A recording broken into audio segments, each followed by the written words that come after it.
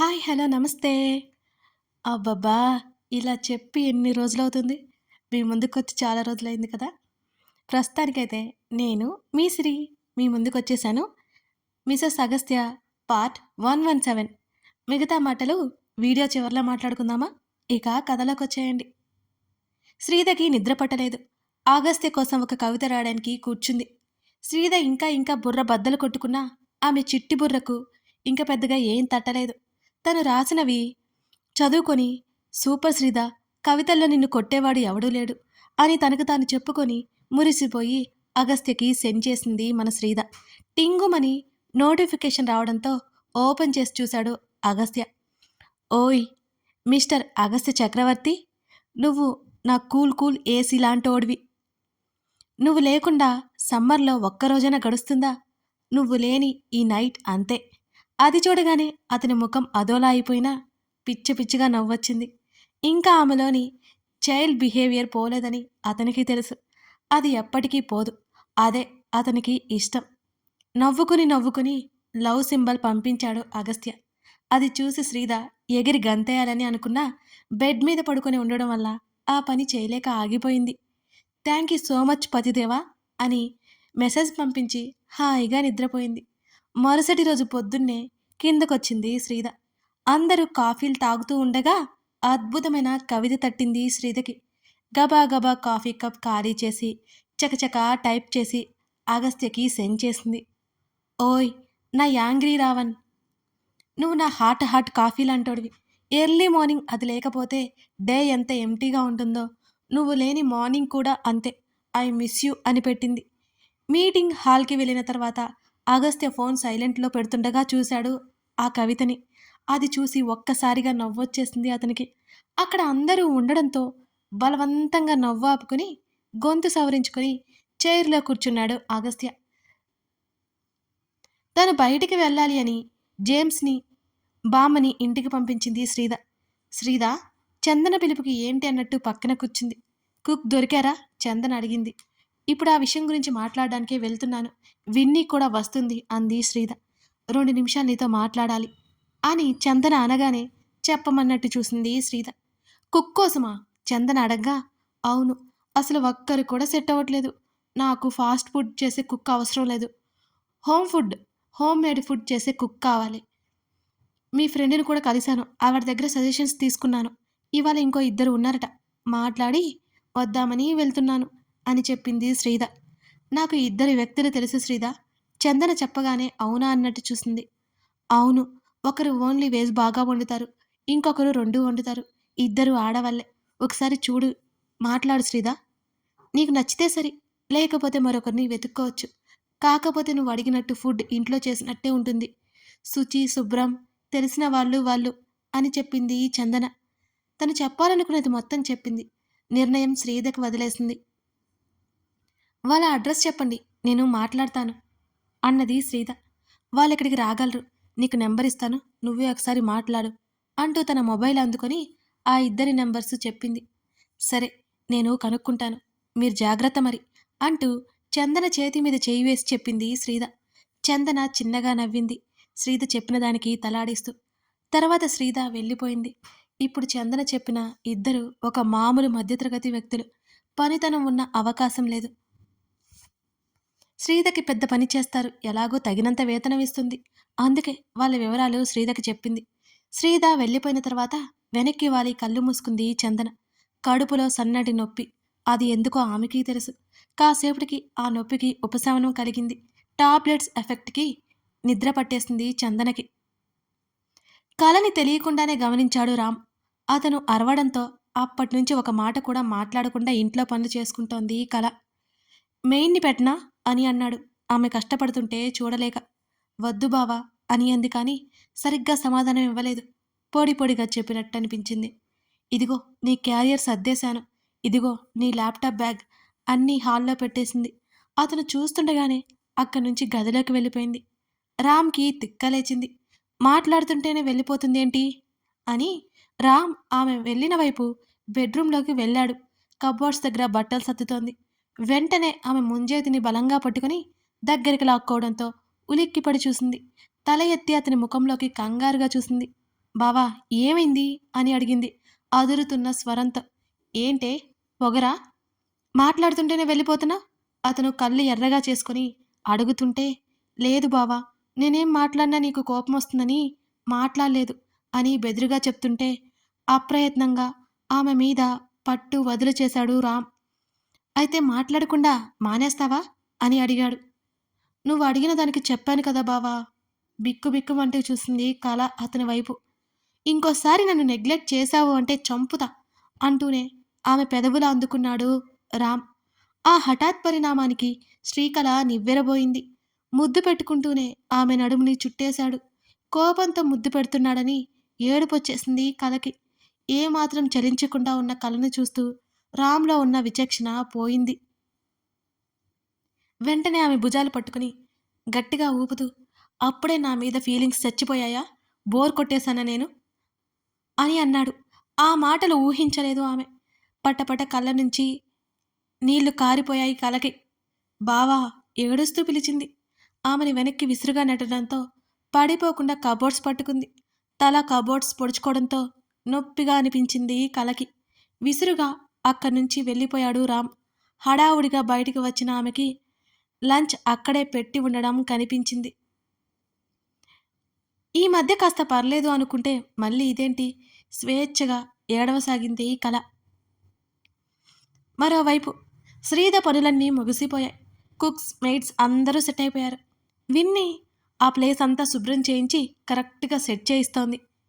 ఇప్పుడెంత చక్కగా ఉంది కదా అని అంది శ్రీధ. అవును శ్రీ, నెక్స్ట్ ఏంటో చెప్పు, త్వరగా చేసేద్దాం అని అంది విన్ని. ఇద్దరు చిరకు కుర్చీలో కూర్చున్నారు అక్కడే. మిగతావి అగస్త్య చూసుకుంటానని నాతో చెప్పాడు. మనకి మార్కెటింగ్ అవసరం, అది కూడా తనకి చెప్పాను.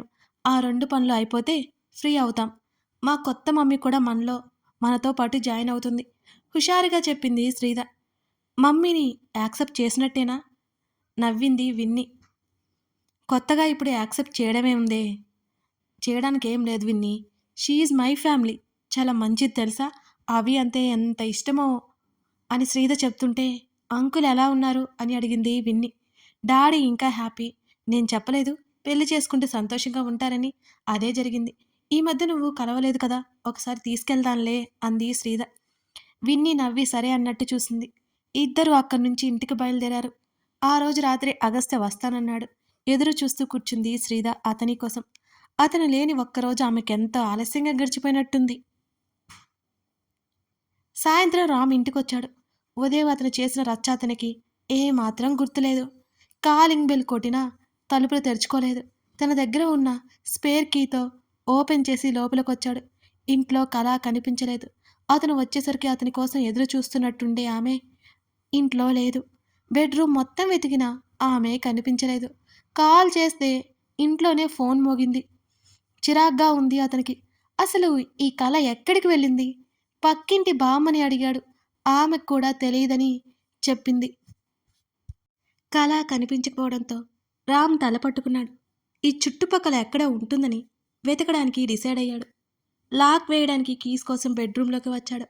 హడావుడిగా వస్తుంటే తలుపు పక్కన నలిపి పడేసిన పేపర్ కనిపించింది. అయినా అతను బయటికి వెళ్ళిపోయి కూడా వెనక్కి వచ్చాడు. కిందకి వంగి దాన్ని చేతుల్లోకి తీసుకున్నాడు. ఆ పేపర్ ఓపెన్ చేసిన అతనికి రాసిన అక్షరాలు కనిపించాయి. వెంటనే పేపర్ సరిచేసి అందులోకి చూశాడు రామ్. బావా, మొదట కనిపించిన పదం చూడగానే కల రాసిందని అర్థమైంది. గబగబా చదవడం మొదలుపెట్టాడు రామ్. బావా, అసలు ఏం చెప్పాలో కూడా నాకు తెలియడం లేదు. అసలు నా లైఫ్ ఏమవుతుందో కూడా తెలియట్లేదు. ఈ జీవితం తలుచుకుంటే అసలు ఎందుకు బ్రతికి ఉన్నానా అనిపిస్తుంది.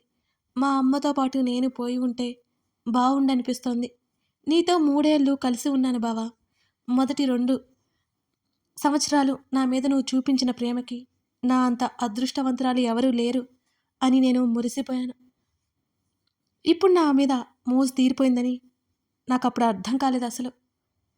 ఇష్టంతో దగ్గరయ్యే నువ్వు నా మీద కోపం చూపించడం మొదలుపెట్టావు.